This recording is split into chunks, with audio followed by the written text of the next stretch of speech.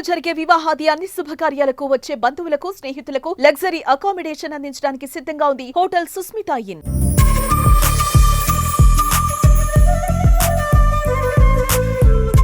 In the hall who are members of my judicial family, the Bar Association members, advocate, legal, उनमें से बहुत सारे लोगों ने आपसे अपनी मातृभाषा में, मादरी ज़बान में बात की, तेलुगु में.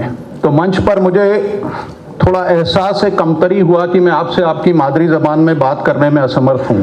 पर मुझे साथ में ये भी बताया गया कि आप जितना बेहतर तेलुगु समझते हैं उतना ही बेहतर आप हिंदी और उर्दू भी समझते हैं. तो मैंने सोचा कि अंग्रेज़ी में मुखातिब होने की बजाय आपसे उस ज़बान में मुखातिब हुआ जाए जिससे आप रोज़ एक दूसरे से जुड़ते हैं.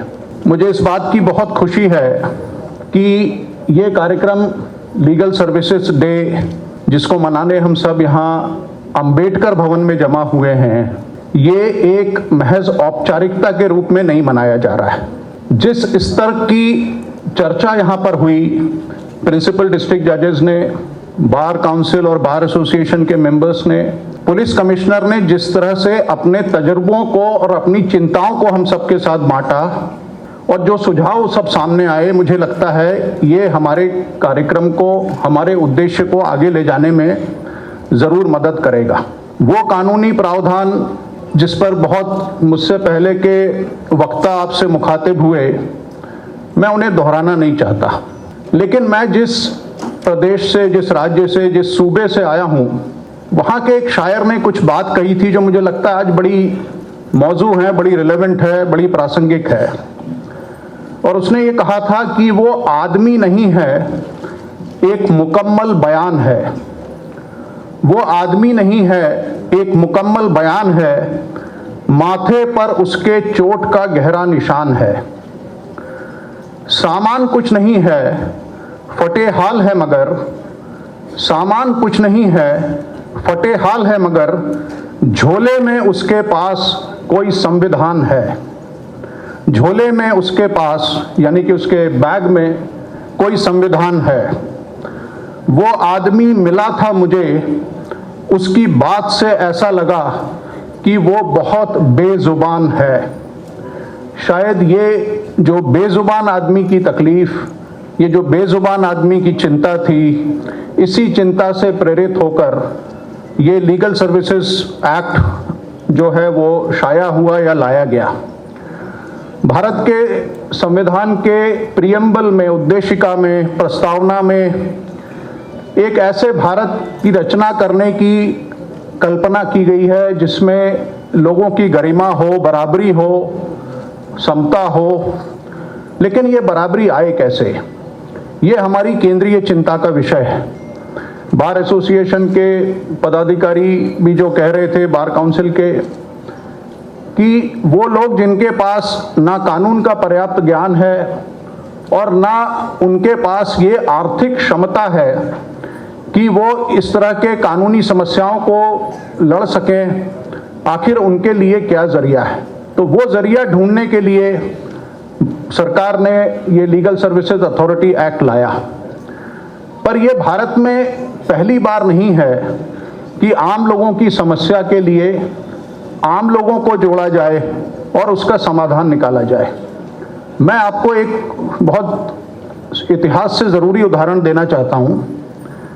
शायद आपको ना पता हो कि जब नेताजी सुभाष चंद्र बोस की अगुवाई में आज़ाद हिंद फौज का गठन हुआ और अंग्रेज़ों ने उनके सिपाहियों को गिरफ्तार किया और उनके खिलाफ एक ट्रायल चली भारत के लाल किले में, जिसको INA ट्रायल के नाम से वो ट्रायल मशहूर है. तो उसमें वो तमाम सिपाही, वो तमाम किसान मजदूर जो उस सेना में भर्ती हुए थे, वो गिरफ्तार करके लाए और उनके खिलाफ ट्रायल चली. ब्रिटिश जज उस ट्रायल को कंडक्ट कर रहे थे. इन लोगों के पास ना आर्थिक रूप से कोई ज़रिया था उस ब्रिटिश ट्रायल को ठीक से लड़ने का. तब देश के चोटी के वकीलों में, जिसमें जवाहरलाल नेहरू, वल्लभ भाई पटेल, भूला भाई देसाई और इन सारे वकीलों ने मिलकर एक टीम बनाई और ये तय किया कि इस ट्रायल को हम लड़ेंगे. और उस ट्रायल में जो मुख्य आर्गुमेंट करने का जिम्मा दिया गया वो भूला भाई देसाई को दिया गया, जो खुद एक फ्रीडम फाइटर थे और बॉम्बे बार के बहुत प्रसिद्ध सीनियर एडवोकेट हैं। तो भूला भाई देसाई ने 2000 पन्ने की पेपर बुक से तैयारी की और बिना एक भी पन्ना या बिना एक भी पृष्ठ पलटाए उन्होंने अपनी मेमोरी से पूरी की पूरी ट्रायल कंडक्ट की। और जिन एक ब्रिटिश प्रोफेसर ने वो ट्रायल के बारे में अपने संस्मरण लिखे हैं और उसमें उसने लिखा कि हम एक ऐसे समय में हैं जब अंग्रेजी शासन का सूरज डूबता नहीं है, वो पूरी दुनिया में शासन कर रहे हैं। ऐसे समय में भी हमने दुनिया के तमाम बहुत बेहतरीन वकील देखे हैं, पर इस लेवल की तैयारी, इस लेवल का कमिटमेंट वाला दूसरा एडवोकेट ग्रुप हमने पूरी दुनिया में कहीं नहीं देखा। तो एक फ्री लीगल एड का कॉन्सेप्ट जरूरतमंद के लिए स्वाधीनता आंदोलन में उस समय पैदा हुआ।